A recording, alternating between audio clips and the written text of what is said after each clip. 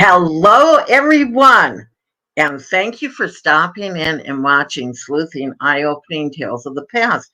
You're listening to WKDW 97.5 FM, Real Community Radio, and we're coming out of Northport, Florida from the Bishop West Real Estate Tower. Now, my show, Sleuthing Eye Opening Tales of the Past, actually covers so much area because everybody has a past, and the minute that you have it, it's already in the past. So we can do it for anybody or anything. Today, though, for many of you that may not even heard of Life Realized or like the organization, the nonprofit out of Englewood, I hadn't either. And because of a friend, Patrick Fitzgerald, who actually introduced me to the nonprofit organization because of him being a musician and how he got involved with it, I thought it was a great time to share with my audience to find out life realized. Have you realized your life yet? Maybe it's time to do that. So let me introduce you to the founder and the person that keeps it all going, Mr. Bill Lundgren. Hi, Bill. Hi, Marie. How are you? I am fine. And let's talk about you, though, the insane man that you are, with a nonprofit and in these times of COVID, and how Indeed. your passion is, and how actually you could use some volunteers helping you too, just like a lot of us nonprofits, especially in the arts, and trying to help in the arts and what you do in the community in the area. But before we go into that, Bill, let's find out about you. Me personally? You personally. Let's delve into the background of Uh-oh. Bill Lundgren. Uh-oh. Where were you Well, born, Bill? I'm actually from Providence, Rhode Island, originally, but I've lived in Massachusetts, Florida once, New Hampshire for about 40 something years, and then back to Florida for the last four. So So you're kind of a rambling man. most of that was involved with work, but yeah, Uh-oh. And what did you do for a living?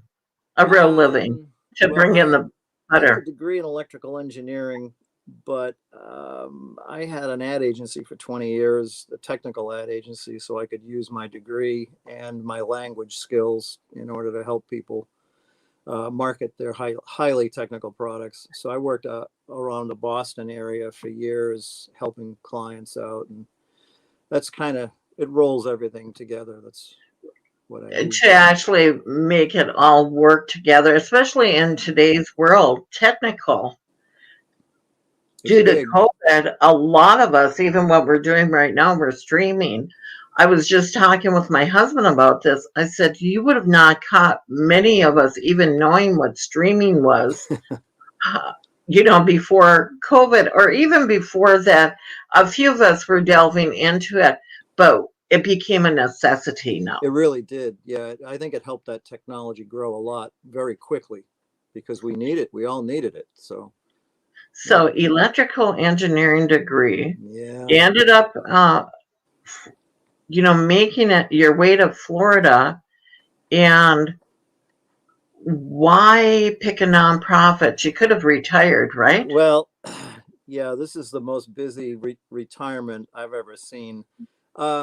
We came down here 2015, 16 that winter for a couple of months on vacation because we were living in New Hampshire, and it's where we were living in New Hampshire where the storms were brutal, very cold.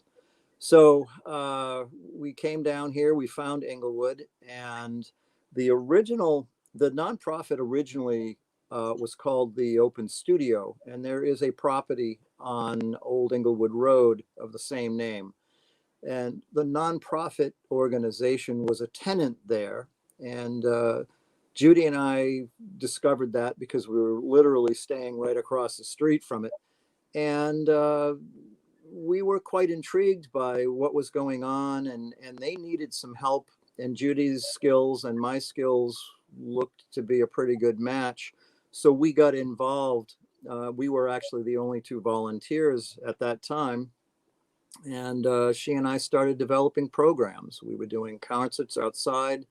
We were doing art events. We started a market to help small business entrepreneurs start to sell product and help them in developing their small businesses. And we basically never left. I mean, we went home long enough to pack the house and put it on a moving van and come down here. And then we continued when we got down here. In May 1st, 2019, the board voted to leave the premises and not be a tenant on that property, dissolve the organization, reformat it, reorganize it, and rename it because of the potential confusion with having an organization out in the community with the same name as a physical property in the community. So we changed the name to Life Realized. And so since then, we've been operating separately. And we recently found the building at 501 West Dearborn in our historic downtown in Englewood. And we're converting that. It was an unused building, and we're converting that into what we're calling the Dearborn Center, which is going to be a community anchor for the historic downtown. At least that's our vision. That's a big project to take on. Yes, ma'am. And tell me about, it's hard to do things, especially in today's world, with volunteers. And so many of us older people have been concerned about going out and helping with things physically. Are you Yes. finding that? Yes. My wife and I, Judy and I, are the only two volunteers. We're unpaid. Life Realized is 100% donor and volunteer driven. So we're it. Not to say that people who are involved in some of the programs that we bring into the community don't assist us during those times, because they do.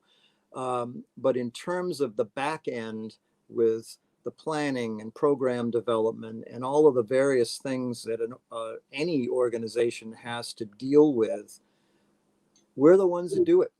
And we certainly can use help. I mean, that's just like you say, any organization can use volunteers. And so there we are.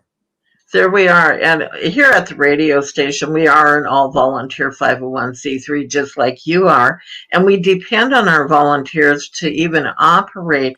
And I can imagine, we're going to talk about some of your programs, but before we do that, I want to bring up your mission statement here so people can see. And I don't know if people can read that, but our mission is to build community by helping individuals live their best lives through recognizing and achieving their life's passion. Life Realized provides an environment of creative opportunities through education, mentoring, and support, each designed to help each person achieve their life's passion and realize their best life. I think that is a tremendous, tremendous statement for people to realize that you have potential. It doesn't matter what age we're at. Absolutely. And we have lived our lives, like I'm 71. And in case anybody wants to turn off the radio now that I'm that old. but I have lived a life. I have had different parts of my life that have changed, and I'm at a point where I'm reevaluating because of COVID. And I imagine a lot of people are, what is important?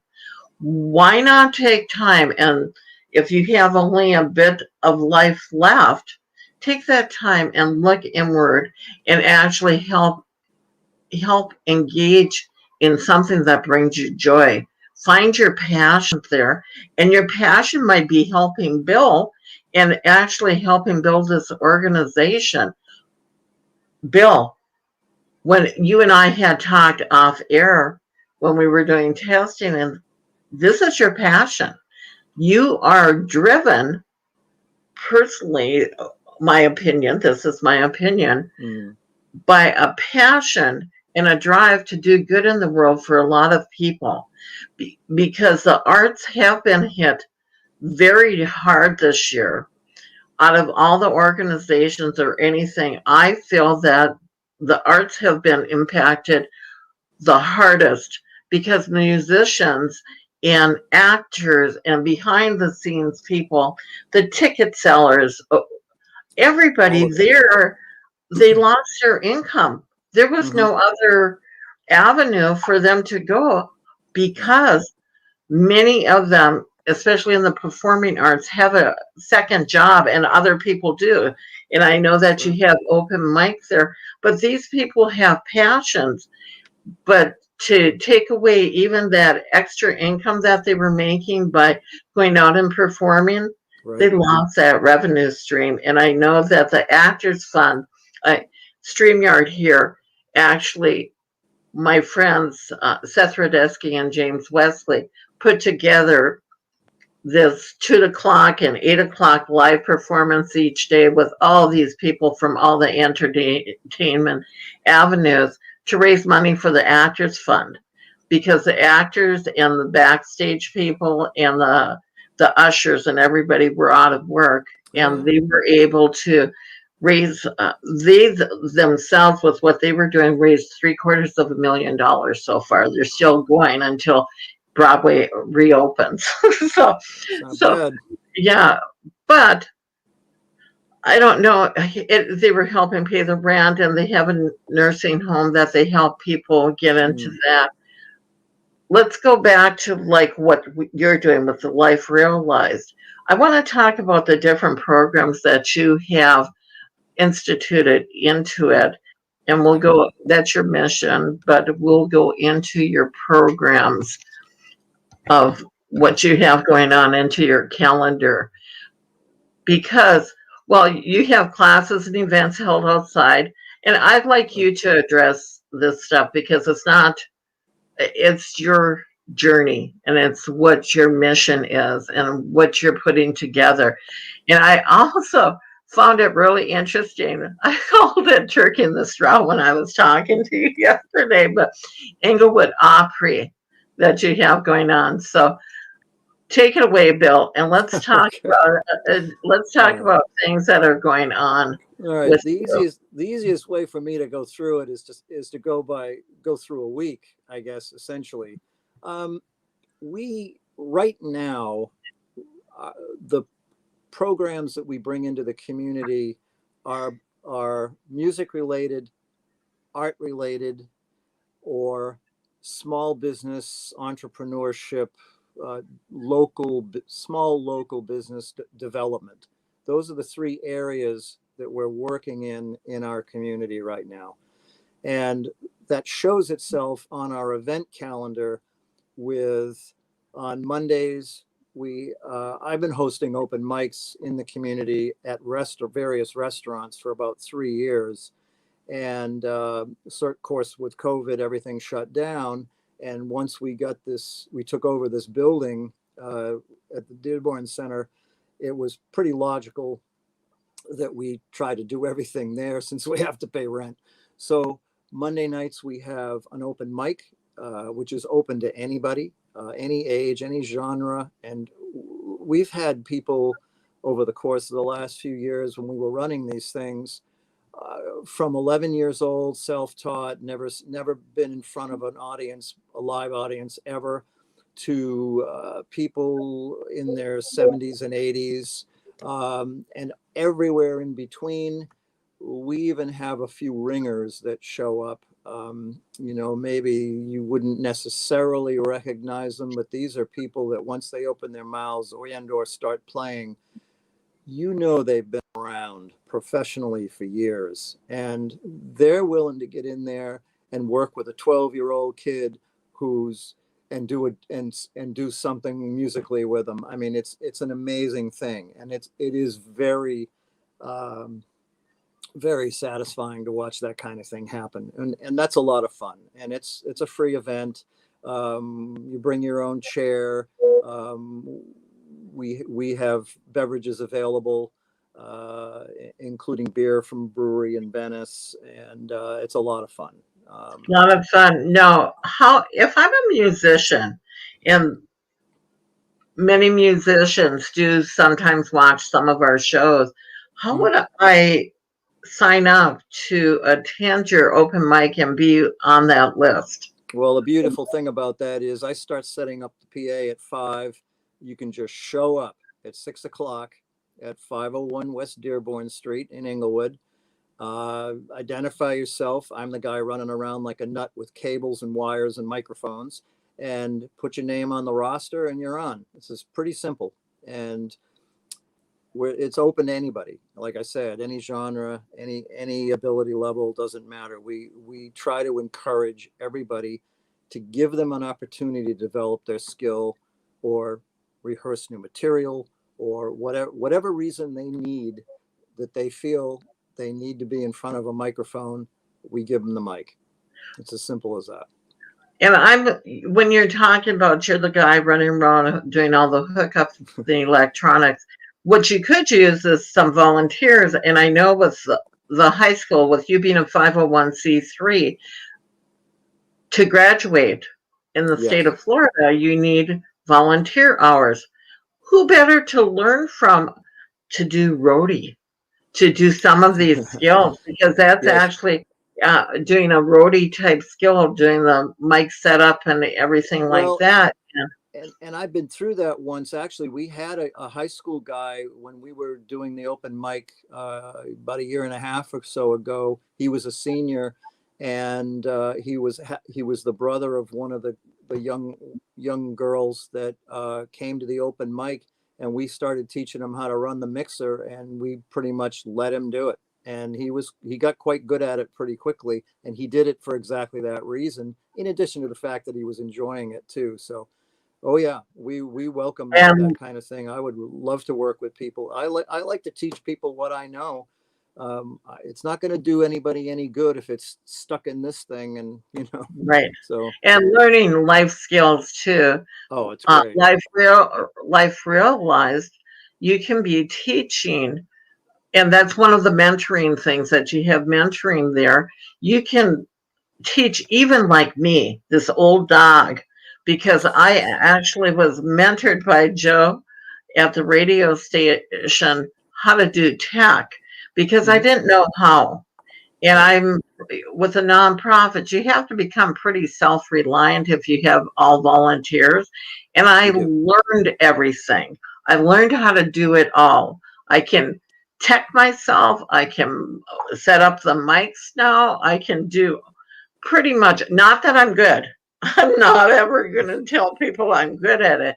I do well enough to get by. And that's all you can ask. And I think that anybody out there that has a skill set or would like to learn, I would think Bill would be willing to teach. Absolutely. And we appreciate the help, because it is, it's a lot of, well, I mean, it's not a horrible amount of work, but yeah, I sat down one day and I figured out over the last 4 years, I've set up a PA system close to 500 times. So any of those that you can spell me would be great. So that's Monday. Yeah. So okay. Let's look at continue on with the week. Okay. Let's Wednesdays, which is not on this schedule yet because it's a fledgling thing. We have started a Wednesday mini farmers market at the building. Oh. Okay. And that's running from 9 a.m. to 2 p.m. It's only been going a couple of weeks. They're Chris and Victoria's Tiny Ranch, who do free range eggs. He's the home base of it, if you will. He's running the market for us. He is actually volunteering to run something for us, which is great. So he's there with his bread and his eggs and some produce, and he's working to get other vendors in there to create a mini market on Wednesday mornings. Thursdays. No. Is it just him having the mini market there? If I was a vendor, how do you work these farmers markets? Well, it's similar to the Sunday one. People can get in touch with Judy, Judi, at liferealized.org for an email. We have an application.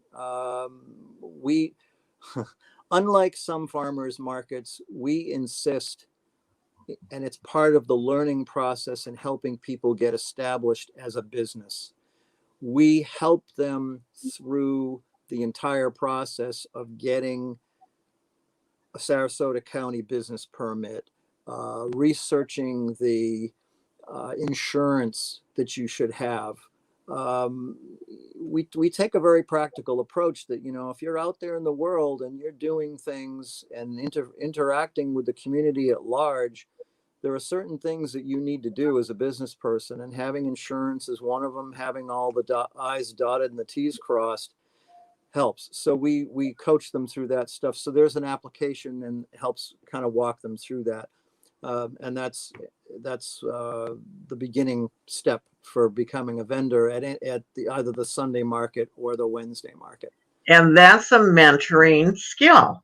Yes. Again, you're mentoring people to help them in business. That's a business Correct. skill that a lot of people that would like to do a farmer's market don't realize that you really need to have your business licensed in the county that you're in. There's a whole Correct. process that you have to go through, and to make sure you have insurances and that. So let's go on to your next event.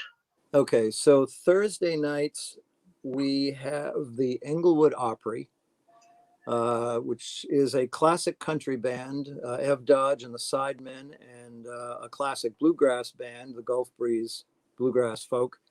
That's been running since November. We are their new home. They have been in a couple of venues over the course of the last 6 or 8 years. We are now their new permanent home, where everyone would like to think, and so they are there on Thursday nights from 5:30 to about 8:30. The classic country guys get up there first, and then there's about a 10-minute break. They do about a 45-minute set or so, and then there's a break to reset the system, and then the bluegrass guys come up. That's a lot of fun. They are very well attended. They've got a great following. Now, it's running, the original agreement was they were going to be running until next week. I believe they're going to be extending it a week or two. And then after that, we are in the process of figuring out if we want to continue, if they want to continue it, because as far as we're concerned, we'll have them all year long. And that's a point I want to make. We try with every program to do it year round, because we live here and our community members live here. What we do is not for season and snowbirds, it's for us, the people who live in the community. Yes, if the snowbirds come in, that's wonderful, but everything we do is geared for our residents of the greater Englewood community. So so we're trying to figure out how to extend that during the summertime and into next season. And you're giving an opportunity in a world that was shut down for them to perform, and for people like us, and it's in a safe environment. I know that I'm looking at your protocols with being masked up, and to make sure that everything is followed by CDC guidelines. Now, I was looking at, are those some of those men or performers, are they snowbirds? Some of them actually are, and therein lies the rub. Yes, Yes. because, and that's why we're trying to figure out how to do this, to extend it through. I guess this is a good time for an ad. Ev Dodge of the classic country band is looking for a guitarist, and if Oh, yeah. and they can get in touch with me if anybody's interested in doing some classic country and joining up with them. That'd be a great opportunity. Now, this is another free event. They play for tips. So this is not a paid gig, but it is an opportunity to do what you love as a musician, which is to play. And they like I said, they've got a great following and they're appreciated quite a bit. It's a lot of fun. So Excellent. So we'll go to some of your other events that are listed here. right. And so Okay, Sundays, and I'm go sorry. ahead. Well, Sundays is the big farmers market, and that is, and the other thing is we try to do everything outside if we can. The building is good for about 45 people, social distancing compliant, but we try to do everything outside if we possibly can, which is great because we've got a nice space there. We have at peak, we have about room for 25, 26 vendors outside in the grass lot that's adjacent to the building. Um, so that market runs from 10 a.m. to 3 p.m. every Sunday. This past Sunday was an interesting day weather-wise. We had it inside. We had maybe half a dozen vendors in there. That happened to be the day we coincided with a pig roast fundraiser. We had to cook the pig anyway, and the weather held out long enough for us, so it was good. But the market is a lot of fun. It's a neat thing, and I set up live music also. I set up a PA system out back, and the vendors love it because it makes the 5 hours go really fast when they're listening to a totally off the cuff, no roster, no nothing. People show up, they collaborate, they play, they just have a ball, they jam. It's a hoot. So Oh, excellent. And that's good to know because over the bridge, I was on the committee for the Charlotte County for over the bridge. We were trying to figure out how you can get people over the bridge. If you live in Punta Gorda, nobody likes to go over the bridge going into Port Charlotte and then going over to Englewood. You go over the Mayaca Bridge going that way. right. And sometimes to get those people to come on over, although they go to the beach, they may not go all the way up to Dearborn. And Dearborn Right. was their main street, and it still is their main street in Englewood. It's our But historic it downtown. crosses over into Sarasota County.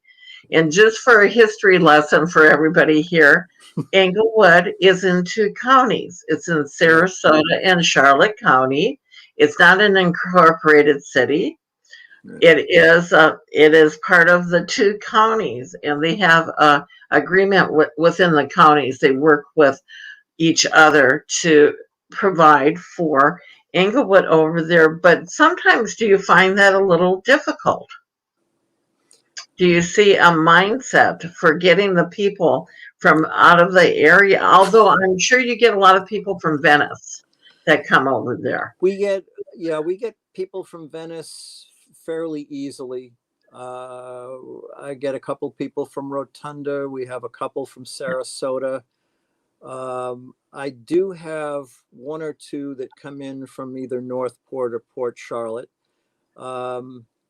which And always Punta did Gorda, surprise me. yeah. Actually, I have had a gentleman from Punta Gorda as well. Okay.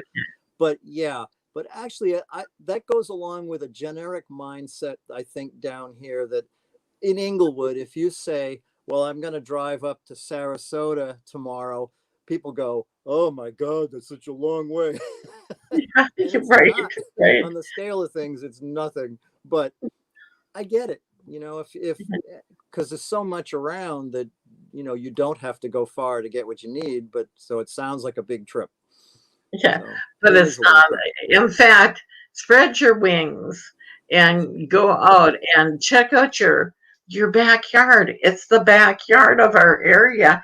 And I how many know. people have even gone down Dearborn? I've lived here 33 years and I've been of course, I've been down there, but do they know about all the jewels of all the different stores even in that area or the restaurants down that little and how long is Dearborn? It's probably 10 blocks. Is it 10 Something blocks? like that. Yeah. Yeah, Not quite something that like many. that. And with the park around the corner at the end. There, Hmm. it's just a really jewel. It really is, and it has so much history there. Yeah. And I'm into history. The show is about history, so Yes. it's about your history. Your history. Now, Bill, who helps you with any of like the farmers market? That's a big endeavor. And do you ever take off time? I mean, you yourself are dedicated as a non-paid, passionate guy about life realized, along with your wife Judy. Hmm. And I would imagine you have family places and you'd like to take vacations. Who helps you when you go on vacation? Well, the short answer to that is we haven't taken a vacation since we've been down here. We are going to rectify that in August and September this year, which, admittedly, August and September are pretty tough down here. So a lot of things shut down, and it made sense for us to take it then. So we probably will do that. But yeah, the market is I mean, other than making sure everybody's where they need to be, and account adjusting for people who aren't there, and you still have to make it look good from the approach from the street so that it doesn't look like it's empty and those kinds of things. I mean, that's just minor logistical stuff. It runs fairly well. It really does. The vendors that we have been with us a long time, and they know what they need to do. They know where they need to be, so it works out. It's quite easy actually to get that moving every week. It's just getting up that's the problem. Oh, right. Getting Yeah, out at because 7 o'clock, 10 getting the a.m. signs out. Yeah, and with performers and people that do performance, they have more of a nightlife, even though it's an older community down in this Yeah. area, and it doesn't go that late on a lot of events. But that's one thing I have found about performers, whether you're in performing arts, if you're a performer like all of you are, uh, you're more of night birds. You know, a lot of people are more, although as I've gotten older, because I used to be up till 2, 3 in the morning easily. Not that I perform. You never want to hear me sing. And uh, not a pretty sight. In fact, yeah, that will never happen in your life. I can't Gee, carry and a I was tune. going to ask you to come to the open mic, and I would back you up and learn a song or two for you. Okay, I can do voices.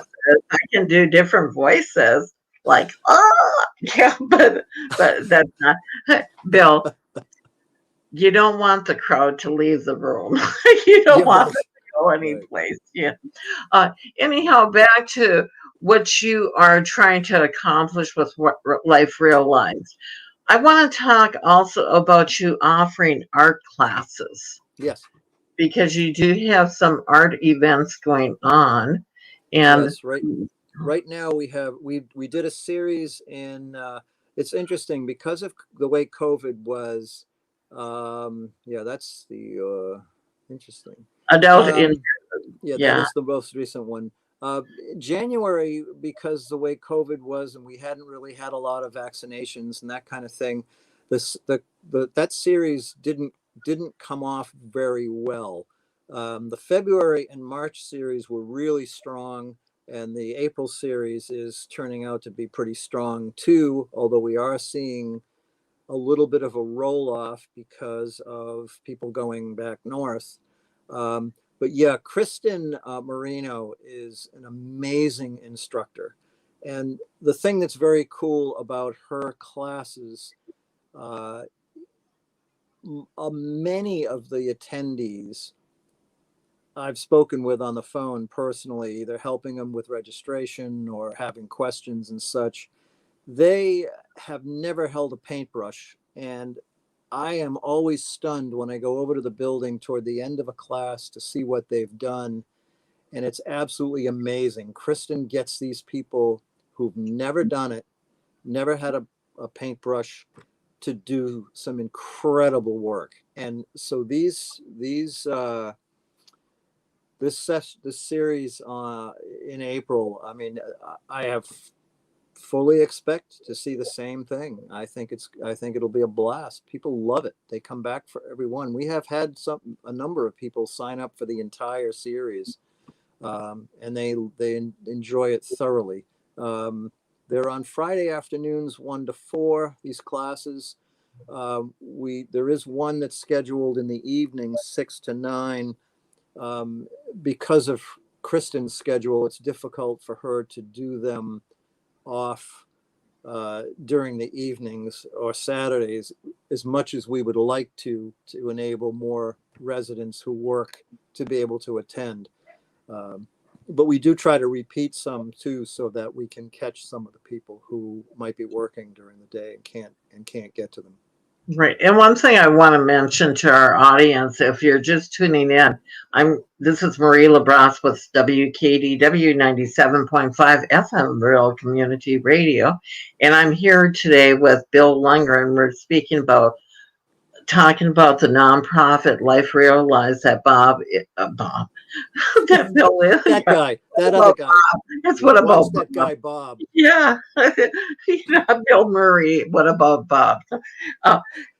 But speaking about Life Realized, the nonprofit that he's the head of, and it's an all-volunteer nonprofit, and about the different things, what haven't you realized in your life, especially to bring out the passion. But in the world of COVID, art has brought out a lot of things. People have had a lot of anxiety and different things that have happened in their lives, being secluded, not being able to hug somebody, and learning some of these things that are really self-reflecting. And one of the things, that's the way that we have been finding, is expressing themselves through art. And it's a shame that a lot of the things in the schools today, they have cut out the arts. That's one of the first things that they take out. Instead of STEM, though, they've added the A. And say hi to your dog, because I know that he can only take us so long, right? But they've added art into some of the programming now. Instead of STEM, they call it STEAM. And it's your science, technology, art, and math in there. Yeah. So it's called STEAM now. And I know in Sarasota County, they have a lot of art still in the school. They believe in it in their school board and in their communities that they do. Here in Charlotte County, not so much. And I've been involved with the school system here a lot. So I really know firsthand. And when you're looking at this, Bill, I'm looking at what you're offering the community, because you're offering an outlet through music, through art, through your knowledge, your background with engineering in that frame, and actually offering to people, if you want to learn how to tack, there's your mentor. Bill is looking for people to help with that. If you are looking for a volunteer place and actually have some fun with it, because sometimes we volunteer, and not that those other areas aren't good and they're helping humanity, but I think that with Life Realized, you not only can help humanity and help people, give them joy, but help yourself. It's a way of you helping yourself and expressing and getting involved in things that may be your passion and joy, and you may not even know it. So, Bill, we do have actually, yes, hello. What other things would you like our audience to take away? And before we do that, I haven't delved into a little bit more into your life. So listen, there's a lot of people down here who are in witness protection. We need to be very careful here. Okay, we'll be real careful to see if you change your name to save your family. A little late for that, I think. I think so too. You and Judy, Now, what college did you go to, and how did you meet Judy? I went to the University of Lowell when it used to be known as Lowell Tech. And there was it was an engineering school. There was electrical and chemical and plastics and all kinds of stuff. But you got to fast forward quite a while to 2012. Late 2011, I lost my wife to cancer, and I was standing in my driveway at my house trying to figure out what I was going to do. And I asked my dog, because he was the only one left. Everyone else was not there. And I'd always wanted to do fireworks, professional fireworks. So I found a company in Massachusetts to train me. They took me on as an apprentice. They taught me. I was with them for a couple of years. I got my own license and then shot shows for them for a couple of years before the summer of 2016, when I did 3 shows on the 4th of July weekend, and 2 out of the 3 shows, I had a shell come out of the gun and blow up right in my face. And I realized that the 3rd time was not going to be the charm. I would probably die. And that's when I realized I also needed these because I like to play guitar and keyboard. So I gave it up. And that was the summer we were moving down here anyway. So, but my first gig, if you will, with the fireworks company, my first show that I did was on Martha's Vineyard. Oh, and during a break, I smelled like a pig. I was filthy because we were doing all the rough construction in the heat to get ready for to build the show.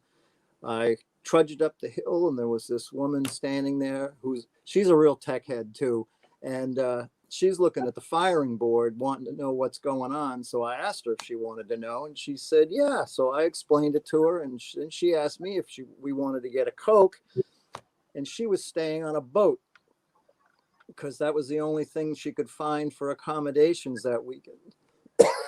Excuse me, because that whole week in Martha's Vineyard, that particular one in end of August, is a big deal every year. That's how we met. Long story short. And there were fireworks, yes. There actually were. That's a great story. Now, when did you quit doing engineering? When I got out of your tech stuff. Well, now you're really getting personal, but the reality here is, okay, look, I went to engineering school. I graduated. I had a pretty good cum, but excuse me. I knew that I was not a whiz at calculus, and you have to be in order to really be a good engineer. And as it turned out, when I got out of college, it worked out that I actually have worked in marketing and sales my entire career. And that's what actually led me to have my own technical marketing company for 20 years. So that's how that kind of worked. So I never actually was an engineer per se, but I could talk with engineers. I could understand. I could ask questions. I could understand the answer.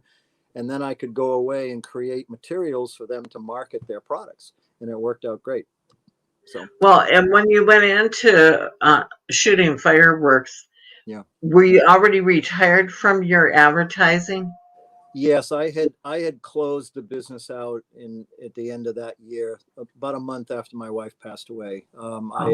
It was time anyway, just because of the way the business was, and 20 years was a long time. You know, I made the comment earlier, we've been down here for 4 years and haven't had a vacation. I insisted that all of my employees get 6 weeks every year of paid leave. I didn't care what they did with it, but they had to use it. And in the first 15 years, I only had 2 weeks of vacation myself. So that's just kind of how I am. Here we are again. Mr. Workaholic, Mr. Workaholic. I understand that because I have been like that throughout life too.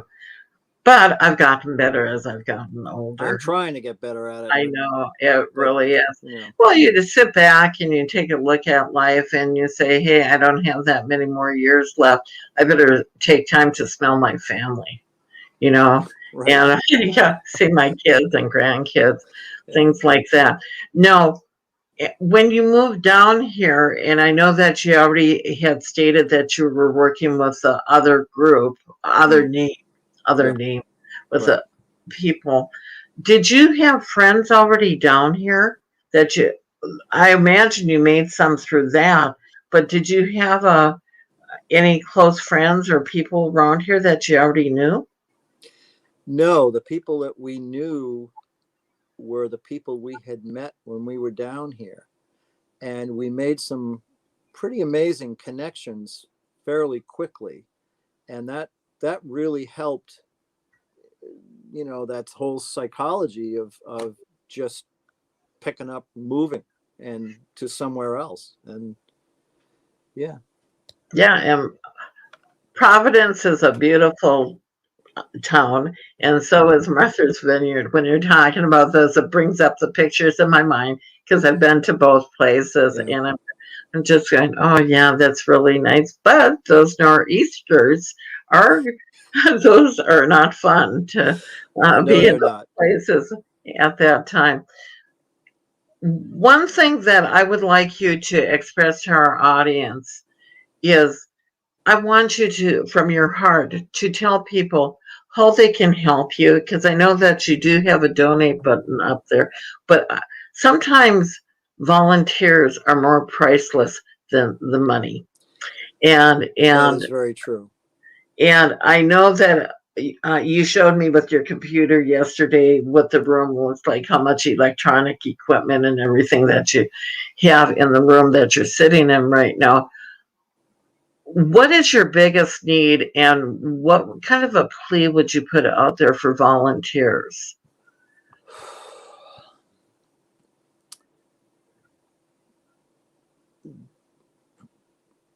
I didn't mean to put you on the I spot. think, well, we have talked about this a little bit. Um, we right now, because it's just Judy and myself, we don't have a formal board of directors.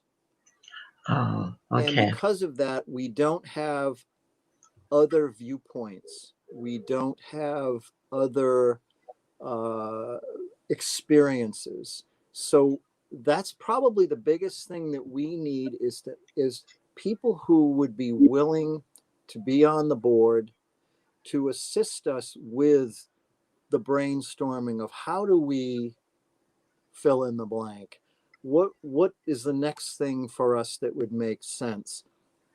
I mean, we tend to know the direction that we'd like to take the organization, especially given that we're trying to convert this building into the Dearborn Center and to become a community anchor for our historic downtown. Uh, and to do that, we need people with varied backgrounds and experiences in order to bring fresh ideas and then help us implement whatever the plan is. So I think that's the biggest thing. And yes, don't get me wrong, we can always use cash because we have to pay the bit, we have to pay the rent every month.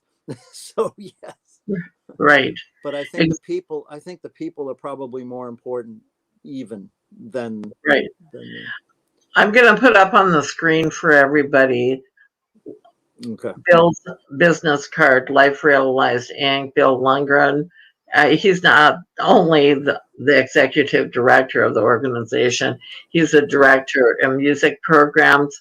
You can email him at music@liferealized.org, and his phone number is 941-500-3443. If you're listening on the radio, you can go to our kdwradio.com Facebook page. You can go to our YouTube channel, WKDW 97.5 FM. And see this because we stream it for you to visually see some of the things that we're looking at and seeing. Bill, let me add this to here, and I want to make sure I have your Facebook page up now. Yes, I We see have that. to wrap it up in a few minutes, but Mhm. with looking at things, I see your Wednesday mini market that you were talking about is up Yep, here. that's this morning's post.